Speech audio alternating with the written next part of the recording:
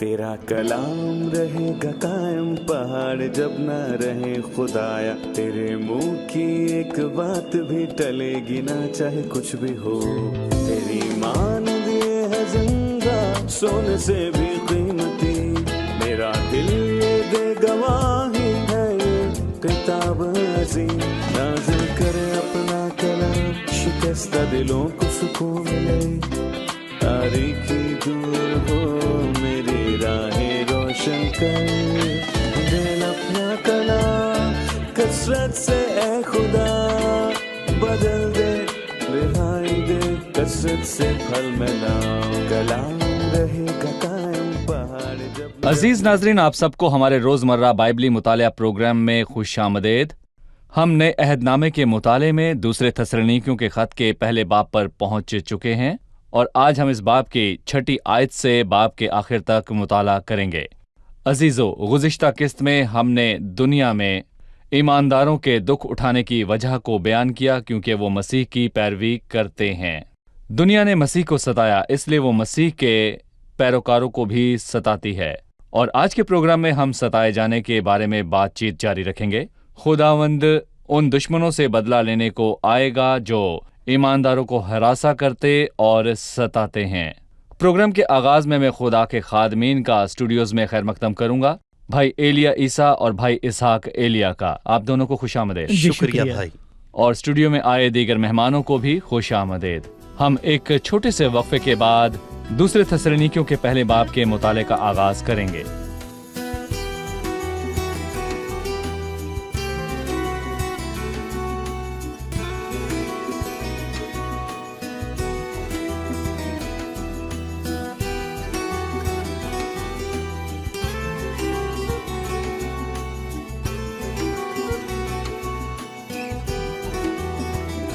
ایک بار پھر سے خوش آمدید۔ بھائی اسحاق، میں 6 آیت سے باب کے آخر تک پڑھنے کے بعد آپ سے سوال کروں گا۔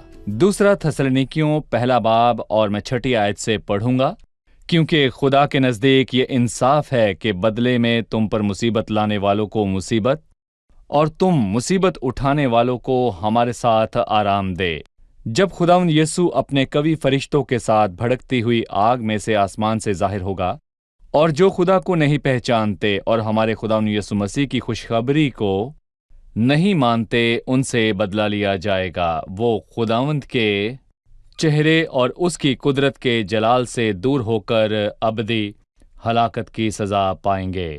یہ اس دن ہوگا جبکہ وہ اپنے مقدسوں میں جلال پانے اور سب ایمان لانے والوں کے سبب سے تعجب کا باعث ہونے کے لیے آئے گا، کیونکہ تم ہماری گواہی پر ایمان لائے۔ اسی واسطے ہم تمہارے لیے ہر وقت دعا بھی کرتے رہتے ہیں کہ ہمارا خدا تمہیں اس بلاوے کے لائق جانے اور نیکی کی ہر ایک خواہش اور ایمان کے ہر ایک کام کو قدرت سے پورا کرے، تاکہ ہمارے خدا اور خداوند یسوع مسیح کے فضل کے موافق ہمارے خداوند یسوع مسیح کا نام تم میں جلال پائے اور تم اس میں۔ میرا ایک سوال ہے اور وہ 6 آیت سے ہے، کیونکہ خدا کے نزدیک یہ انصاف ہے کہ بدلے میں تم پر مصیبت لانے والوں کو مصیبت اور تم مصیبت اٹھانے والوں کو ہمارے ساتھ آرام دے، جب خداوند آسمان سے ظاہر ہوگا۔ یہ کیا مکاشفہ ہے؟ کیا مسیح کی آمد اپنے مقدسوں کے لیے ہے یا اس کا دوسرا پہلو بھی ہے؟ ہم نے گزشتہ ایک ساتھ میں تسلونیکیوں کے خط کے مطالعہ سے سیکھا ہے کہ مقدسوں کے لیے خداوند کی آمد میں فرق ہے۔ یہ کلیسیا کا آسمان پر جانا یہ پہلے پورا ہو جائے گا، اس سبب کے ہونے میں کوئی تاخیر نہیں ہوگی، یہ ایک دم ہوگا۔ اس کے بعد ہم لمحہ با لمحہ ایک مکاشفہ کا انتظار کرتے ہیں جو یہاں لکھا ہے کہ خداوند یسوع مسیح جلال اور قدرت کے ساتھ آئے گا۔ یہ کلیسیا کے آسمان پر جانے کے 7 سال اور کچھ دن، تقریباً 7 سال اور 75 دن بعد ہوگا۔ خداوند کی آمد کے 2 مرحلے ہیں۔ پہلے مرحلے میں وہ آئے گا تاکہ مقدسین یعنی کلیسیا کو آسمان پر لے جائے، یہ منظر دنیا کے سامنے ظاہر نہ ہوگا، اور اس کی دوسری آمد، یہ آمد کا دوسرا حصہ سب پر ظاہر ہوگا۔ دیکھو وہ بادلوں کے ساتھ آنے والا ہے، اور ہر ایک آنکھ اسے دیکھے گی، اور جنہوں نے اسے چھیدا تھا وہ بھی دیکھیں گے، اور زمین پر کے سب قبیلے اس کے سبب سے چھاتی پیٹیں گے۔ یہاں پر اس کا تذکرہ ہے مکاشفہ کا، جی مکاشفہ۔ اور ایماندار ابھی بھی دکھ اٹھا رہے ہیں اور ان کو آرام نہیں ملا، اب تک شریر کی عدالت نہیں ہوئی، یعنی خدا ان کا دن اب تک نہیں آیا ہے۔ جھوٹے استادوں نے ان کو یہ تعلیم دی ہے کہ چونکہ یہ مصیبتوں سے گزر رہے ہیں، خداوند کا دن آ چکا ہے۔ انہوں نے لوگوں سے ان کی امید چھین لی ہے۔ جی انہوں نے لوگوں کو الجھایا کہ وہی مصیبت کا دور ہے، جی کیونکہ وہ مسیح کی پیروی کرتے ہیں۔ بالکل، لوگوں کا خیال تھا کہ وہ مصیبت کے دور سے گزر رہے ہیں اور وہ خداوند کے دن کی پہچان ہے، سو خداوند کا دن آ چکا ہے۔ لیکن جو سوال میں نے آپ سے پوچھا، اس نے آرام پانے اور خداوند یسوع کے مکاشفہ دونوں کو کیوں جوڑا؟ جی جب مسیح مقدسوں کے لیے آئے گا تو کیا ایماندار اپنی مصیبتوں سے آرام نہ پائے گا؟ کلیسیا کے آسمان پر جانے کے 7 سالوں بعد ظہور اور آرام کے درمیان کیا تعلق ہے؟ جی، در حقیقت اس میں دو خیالات موجود ہیں۔ پہلا کہ جب تک خداوند کو جلال نہ مل جائے، ایماندار کو آرام نہیں ملتا، وہ بھی زمین پر مسیح کی طرف سے دکھ اٹھاتے ہیں۔ جب مسیح کو صلیب دی تو دنیا نے اس آخری منظر کو دیکھا، لیکن ایماندار خداوند کے منتظر ہیں کہ کلیسیا کو آسمان پر لے جائیں، وہ پھر سے آرام پائیں۔ جب خداوند جلال اور قدرت کے ساتھ ظاہر ہوگا تو وہ کامل آرام پائیں گے۔ فلپیوس کے 2 باب میں لکھا ہے، تاکہ یسوع کے نام پر ہر گھٹنا جھکے، خواہ آسمانیوں کا ہو خواہ زمینیوں کا، خواہ ان کا جو زمین کے نیچے ہیں، اور خدا باپ کے جلال کے لیے ہر ایک زباں اقرار کرے کہ یسوع مسیح خداوند ہے۔ دوسرا آرام کی بات ہے، ایمانداروں کو بلایا گیا۔ عبرانیوں اس کے 4 باب کے مطابق ان کو خدا کے آرام یا خدا کے سبت کے لیے بلایا گیا ہے۔ خدا کی نظر میں گناہ کیے ہوئے لوگ کبھی آرام نہیں پا سکتے۔ شیطان اب بھی دنیا میں خرابی پیدا کرتا ہے۔ خدا ان کے جلال اور قدرت سے ظاہر ہونے کے بعد 1000 سالہ بادشاہی اور ابدیت کا آغاز ہوگا، تو خدا کا آرام شروع ہوگا اور ایماندار اس کے ساتھ اس آرام میں شامل ہوں گے، اور وہی ایماندار اس آرام کے حقدار ہیں۔ صحیح۔ تو خداوند ایمانداروں کے سامنے سب چیزوں کو اپنی اصل حالت میں بحال کرے گا، جی وہ ان کا انصاف کرے گا، بالکل۔ تب ایماندار کامل آرام اور سکون میں داخل ہوں گے۔ جی بالکل۔ بھائی ایلیا، خداوند کی ان دونوں آمد ثانی میں موازنہ کریں اور ان کے درمیان موجود فرق اور مماثلت کو نمایاں کیجیے۔ مقدسین کے لیے خداوند کی آمد ثانی اور مقدسین کے ساتھ خداوند کی آمد جو یسوع مسیح کا ظہور ہے۔ پہلا فرق یہ ہے کہ مقدسوں کے لیے خداوند کی آمد پہلے خط کا موضوع ہے اور دوسرے خط کا موضوع۔ مقدسین کے ساتھ خداوند کی آمد ہے اور خداوند اپنے مقدسین کے لیے آئے گا تاکہ انہیں آسمان پر لے جائے، اور اپنے ظہور کے وقت وہ ان کے ساتھ آئے گا۔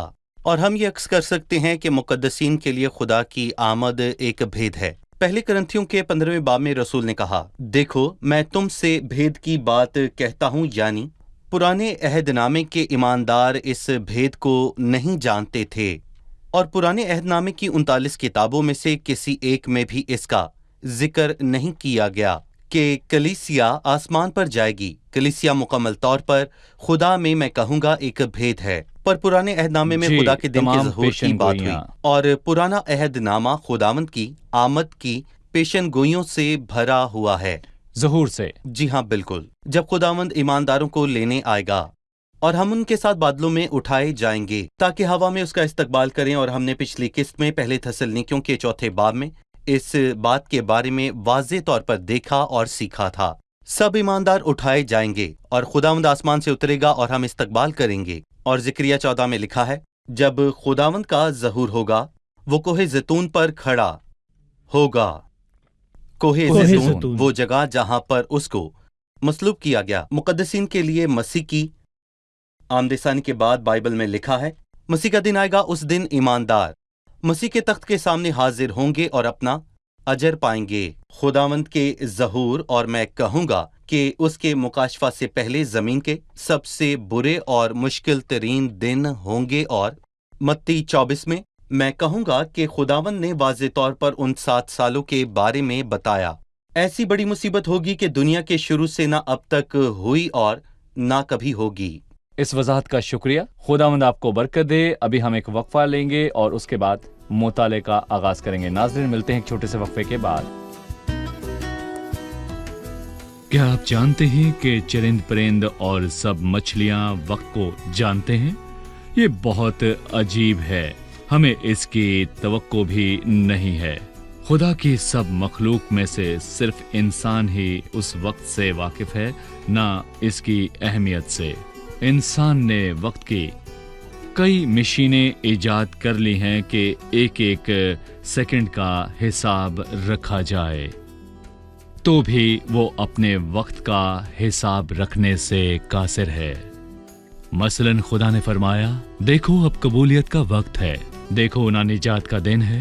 पर इंसान कहता है, हम सुबह तक दिल भर कर इश्कबाजी करें। खुदावंद फरमाता है, तुम गुनाहगार हो इसलिए शैतान के चुंगल में फंसे हो। तुम्हारी जिंदगी में कोई भी दिन तुम्हारे लिए फजल का आखिरी दिन हो सकता है। इंसान का जवाब क्या होगा? कल सब अच्छा होगा। हम आपको खुशामदीद कहते हैं। पहले मेहमानों से उनका सवाल जानेंगे। जी, हमने सीखा कि जब खुदावंद यीशु मसीह अपने मुकद्दसीन के साथ जाहिर होगा तो हम उसके साथ बादशाही करेंगे। हम जलाली बदन में दाखिल होंगे, जबकि ईमानदारों का बकिया अपने ज़मीनी बदन में होंगे। इंसान इन दो मुख्तलिफ सूरतों में खुदावंद के साथ बादशाही कैसे कर सकता है? बहन मैरी ने सवाल पूछा कि बादशाही के लिए खुदावंद के ज़ुहूर के वक्त हम किस सूरत में होंगे? 1000 साल बादशाही के वक्त जब ज़मीन अपनी जिस्मानी हालत में होगी तो हम अपने जलाली बदन में किस तरह जाहिर होंगे? जी भाई। जी, बाइबल फरमाती है तो उसके साथ बादशाही भी करेंगे, यानी इस ब्याह के बाद कलीसिया और ज़मीन के दरमियान जुदाई ना होगी। ईमानदारों के आसमान पर जाने के बाद पर बाइबल मुकद्दस ये हरगिज़ नहीं कहती कि ईमानदार जलाली बदन पाकर आसमान पर जाएंगे और फिर ज़मीन पर वापस आएंगे ताकि जिस्मानी तौर पर बादशाही करें या इस वक्त ज़मीन पर कोई क़यादत के मुकामात पर फायज होंगे। दरअसल हम मसीह से जुदा नहीं होंगे। मसीह दुनिया पर बादशाही करेगा। उसकी बादशाही का मरकज़ यरूशलेम है। उसकी सल्तनत के आसमानी दायराकार में हम होंगे, ना कि हम इस जमीन पर क़यादत करेंगे। इसको बाप की बादशाही का दायराकार कहते हैं। जी, उस वक्त रास्तबाज अपने बाप की बादशाही में आफताब की मानंद चमकेंगे, जबकि जमीन पर इब्ने आदम की सल्तनत होगी। शायद अंग्रेजी के कुछ और तर्जुमों में ये ज्यादा वाज़ेह हो, ओवर नहीं बल्कि ऑन, क्योंकि ईमानदार अपने जलाली बदन में जमीन पर जिस्मानी तौर पर नहीं आएंगे, बल्कि जमीन पर जाहिर होंगे। जैसे सूरज अपने दायरे में रहते हुए जमीन पर चमकता है, ईमानदार भी खुदावंद यीशु मसीह के साथ यूं ही बादशाही करेंगे। सही, इस वजाहत के लिए शुक्रिया भाई। फिर 9वीं आयत है। इस आयत में उसने बताया, मरकूम है कि खुदावंद शरीरों की अदालत करेगा। वो खुदावंद के चेहरे और उसकी कुदरत के जलाल से दूर होकर अब्दी हलाकत की सजा पाएंगे। मुझे फिक्र है कि कुछ लोग अब्दी हलाकत को अब्दी तौर पर फना होना ना समझ लें। क्या ये मुमकिन है कि शरीर मांद पड़ जाएं और जहन्नुम में भी अब्दी तौर पर उनका वजूद ख़त्म हो जाए? जी, मैं उसका जवाब दूंगा, लेकिन इससे पहले मैं वजाहत के लिए उन लोगों के बारे में बताना चाहता हूँ कि साथ क्या होगा, उनके साथ क्या होगा जो खुदा को नहीं पहचानते हैं। देखिए, इंसान ये दावा करता है कि वो खुदा को बहुत अच्छे से जानता है और वो कहता है कि मैं हर रोज़ कई मरतबा खुदा से दुआ करता हूँ। वो कहता है मैं मसीही हूँ, मैं मसीही पैदा हुआ, यही मेरी पहचान है। लेकिन पालूस ने उन लोगों के लिए कहा जो हमारे खुदावंद यीशु मसीह की खुशखबरी को नहीं मानते। हम अंजील के वसीला से खुदावंद को मानते हैं। खुदा के फर्जंद होने का यही सबूत है कि हम खुशखबरी को माने। ये खुशखबरी को नहीं मानना और इलाही हकीकत को सौदा करता है। उसके लिए ये कहना मुश्किल है कि वो खुदा का फर्जंद है और ये हैबतनाक सज़ा का मुंतज़िर है। वो अब्दी हलाकत की सज़ा पाएंगे। आपने सवाल किया कि अब्दी हलाकत के मायनी फ़ना हो जाना है, तो उसको अब्दी कहना मायनी होगा।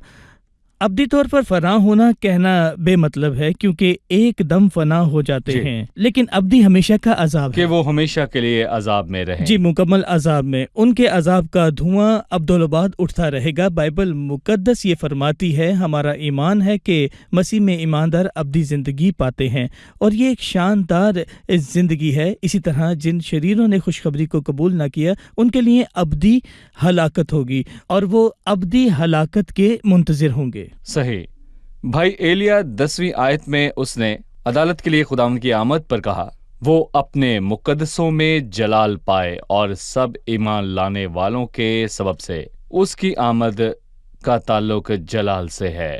اپنے مقدسوں میں جلال پانے اور سب ایمان لانے والوں کے سبب سے. ایماندار بھی جلال میں خدا ان کے ساتھ شامل ہوں گے. مقدسوں میں جلال پانے کی بجائے مقدسوں کے سبب سے جلال پانے کو جی. لکھتے تو اس کو سمجھنا آسان ہوتا. دونوں ہی باتیں ہوں گی اور یہاں وہ مقدسوں کے سبب سے جلال پائے گا. ہم اس کو کمال طور پر عزت اور جلال بخشیں گے اور ہم جلالی بدن میں باپ کے گھر میں اس کے پاس ہوں گے اور اس کی تعظیم کریں گے. جب خداوند یسوع مسیح کا ظہور ہوگا تو میں کہوں گا کہ ہم تمام ایماندار جلالی بدن میں اس کے ساتھ ہوں گے. وہ بادشاہ ہوگا اور ایماندار اس کے ساتھ بادشاہی کریں گے. اور تب لوگ ان مقدسین کو دیکھیں گے جو غریب اور مفلس تھے، جن سے دنیا نے عداوت رکھی. خداوند تعجب کا یسوع باعث. مسیح مقدسین میں اپنے فضل کے کام کے وسیلے سے تعجب کا باعث ہوگا اور آنے والے زمانوں میں اپنے فضل کی بے انتہا دولت دکھائے. یہ بہت شاندار ہے، ہماری سوچ سے بھی زیادہ. دراصل وہ اپنے جلال میں ظاہر ہوگا اور ہم بھی اس کے جلال میں شریک ہوں گے. جب وہ ظاہر ہوگا تو ہم ایمان بھی اس لانے والوں کے مانند ہوں سبب گے. سے تعجب کا باعث ہونے کے لیے آئے گا، لیکن ہم سب اس کے جلال میں وہ شریک انتہا تھا. ہوں گے. پرانے عہد نامے میں صحیح. یوسف کی کہانی میں واضح ہوا کہ اس نے اکیلے ہی دکھ اٹھایا. یوسف جلال. نے وہ اکیلا قید میں رہا، مگر جب وہ اپنے جلال کے تخت پر بیٹھا تو اس کی بیوی آسنات جو تھی اس کے ساتھ اس کے جلال اور برکات میں شامل ہوئی. جی، پطرس رسول نے پہلے پطرس کے 5ویں باب میں اپنے بارے میں کہا، مسیح کے دکھوں کا گواہ. اس نے مسیح کو دکھ اٹھاتے دیکھا اور ظاہر ہونے والے جلال میں صحیح. شریک بھی ہو کر. میں چاہوں گا کہ آپ اس پر اپنی رائے دیں. یہ اس دن ہوگا کیونکہ تم ہماری گواہی پر ایمان لائے. اس دن اور گواہی پر ایمان لانے سے کیا مراد ہے؟ دیکھیں بھائی، میں یہاں پر یہ کہنا چاہوں گا کہ ہمیں الفاظوں کی ترتیب کو دیکھنے کی ضرورت ہے، کیونکہ یہ اس کے معنی سمجھنے کے لیے بہت صحیح. ضروری ہے. یہ اس دن ہوگا جب وہ اپنے مقدسوں میں جلال پائے اور سب ایمان لانے والوں کے سبب سے تعجب کا باعث ہونے کے لیے آئے گا، کیونکہ تم ہماری گواہی پر ایمان لائے. اور پولس رسول نے یہاں پر یہ کہنا چاہا، جس دن خداوند آئے گا وہ اپنے مقدسوں میں جلال پائے گا اور اسی دن وہ اس دن ایمان لانے والوں کے سبب جی. سے تعجب کا باعث ہوگا.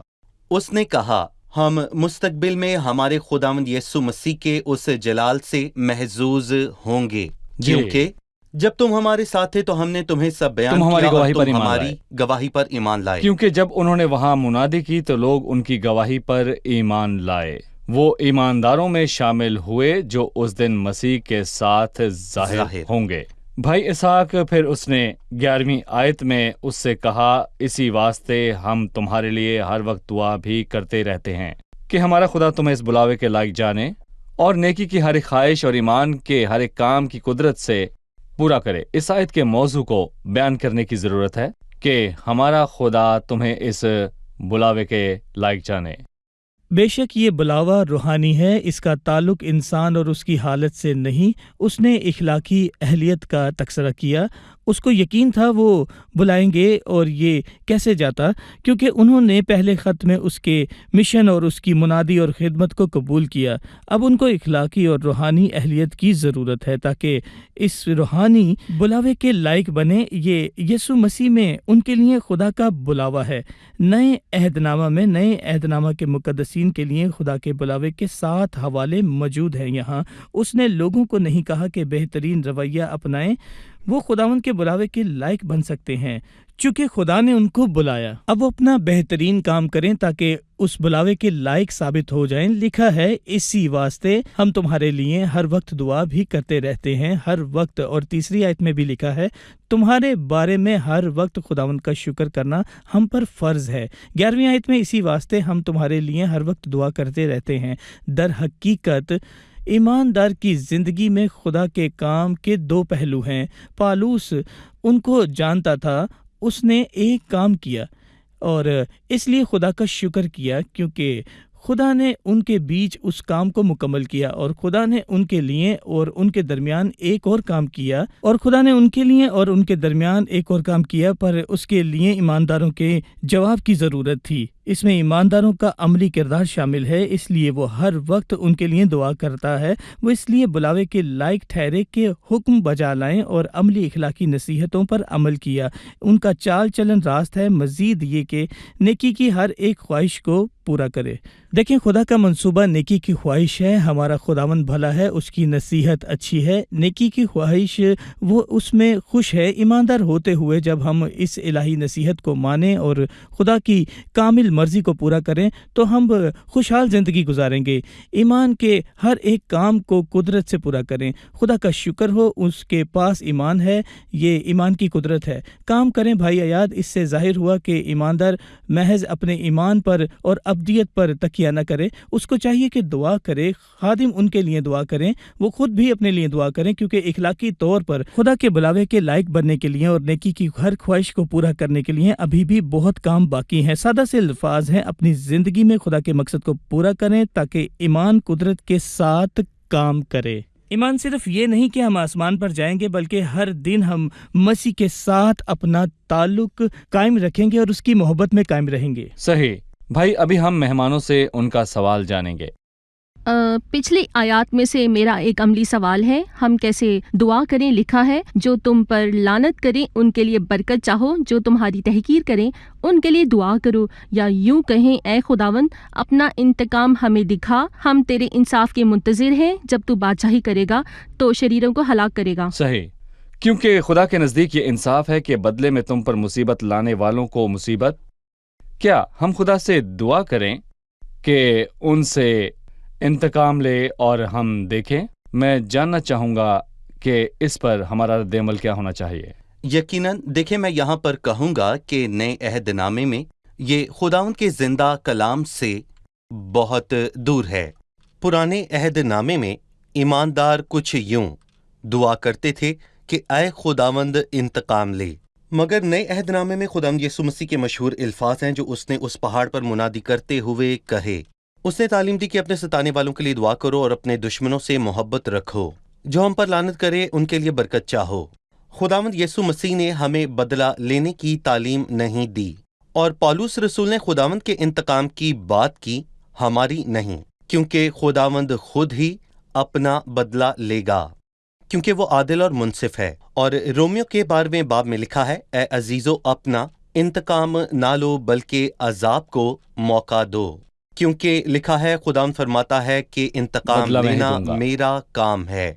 چلیے اب آخری حصے کی طرف چلتے ہیں۔ بھائی ایلیا، 12ویں آیت میں سے میرا بہت اہم سوال ہے، تاکہ ہمارے خدا اور خداوند یسوع مسیح کے فضل کے موافق ہمارے خداوند یسوع مسیح کا نام تم میں جلال پائے اور تم اس میں، خداوند یسوع مسیح کا نام ان میں جلال پائے، اور وہ اس میں، مجھے یہ سمجھنے کی ضرورت ہے، وہ ان میں اور وہ اس میں، اس کا بیان کریں۔ جی، تاکہ ابھی ہمارے خداوند یسوع مسیح کا نام تم میں جلال پائے۔ ہم نے سیکھا کہ مستقبل میں ایمانداروں کے لیے جلال ہے، پر ابھی ہم درست روحانی حالت میں ہوں اور خداوند کی تعظیم کریں اور اپنا ایسا چال چلن رکھیں جو کہ خداوند کے بلاوے کے لائق ہو، سو ہم ان برکات میں شامل ہوں جو خداوند کے فضل کی بدولت ملتی ہیں۔ کیا ان سب سے خداوند یسوع مسیح کو جلال نہیں ملتا؟ دیکھیں، میں کہوں گا کہ ہمارے نیک اعمال سے آسمان پر ہمارے باپ اور خداوند یسوع مسیح کو سچ میں جلال ملتا ہے۔ اور میں یہاں پر کہوں گا کہ دوسری بات، ہمارے خدا اور خداوند یسوع مسیح کے فضل کے موافق یہاں تم اس میں کے الفاظ سے خداوند یسوع مسیح میں ہمارا رشتہ صاف ظاہر ہوتا ہے، اور یہ استحقاق ہماری سوچ میں بھی نہیں ہے کہ خداوند کے جی اٹھنے کے بعد سربنا اور سب ایماندار اس کے قیمتی بدن کے اعضاء بن چکے ہیں، اور یہ بڑے شرف کی بات ہے۔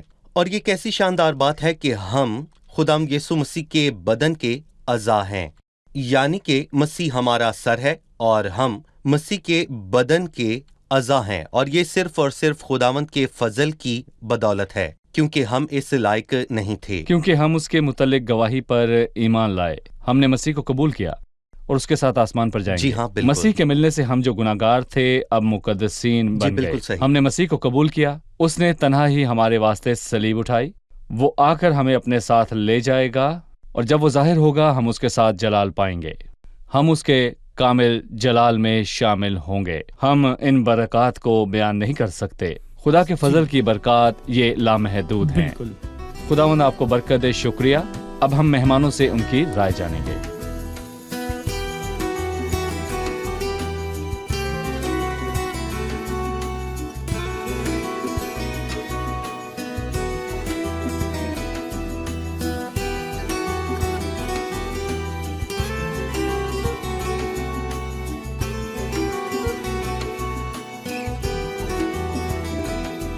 آپ تیار ہیں؟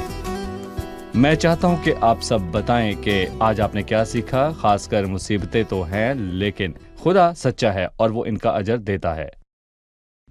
بہت سے ایماندار اپنے قریبی لوگوں کے ہاتھوں ذلیل اور رسوا ہوئے کیونکہ وہ خداوند کے کلام کے مطابق حق کے راستہ پر چلتے ہیں. اکثر لوگ ایمانداروں کو پاگل سمجھتے ہیں کیونکہ ان کی باتیں اور حرکات لوگوں کو عجیب لگتی ہیں، پر ہمیں اس بات سے تسلی ہوئی کہ بے شک ہمیں ابھی لوگوں کے سامنے اپنا حق نہیں ملتا، پر خداوند کی آمد پر وہ بحال ہوگا اور ہمیں اپنا حق ملے گا.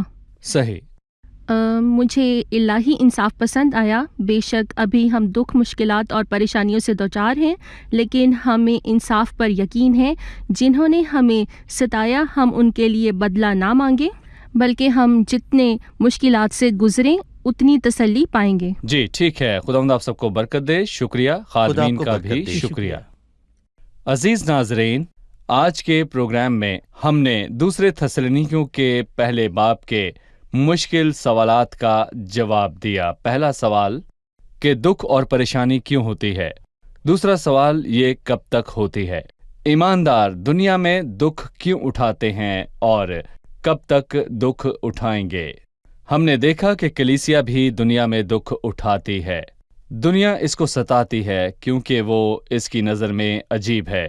دنیا نے مسیح سے عداوت رکھی اور اس کو مصلوب کیا، اس لیے وہ ایماندار سے بھی عداوت رکھتی ہے. ساری دنیا اس شریر کے قبضے میں ہے. ابلیس دنیا کی رہنمائی کرتا ہے تاکہ مسیح کے پیروکاروں سے نفرت کرے.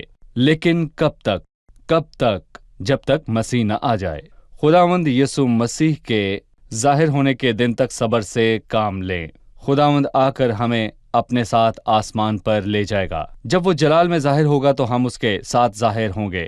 ساری دنیا ایمانداروں کو اس کے ساتھ دیکھے گی. وہ ہمیں اس کے جلال میں اس کے ساتھ دیکھے گی. تب جلا وطنی اور دکھ ختم ہوگا.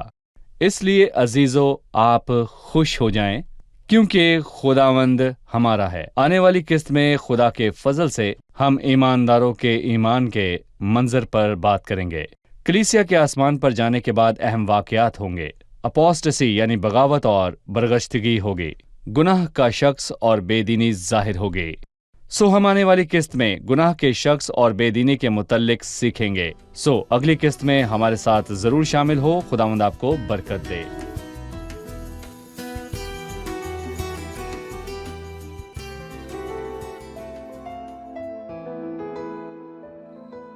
تیرا کلام رہے گا قائم پہاڑ جب نہ رہے خدایا. تیرے منہ کی ایک بات بھی ٹلے گی نہ چاہے کچھ بھی ہو.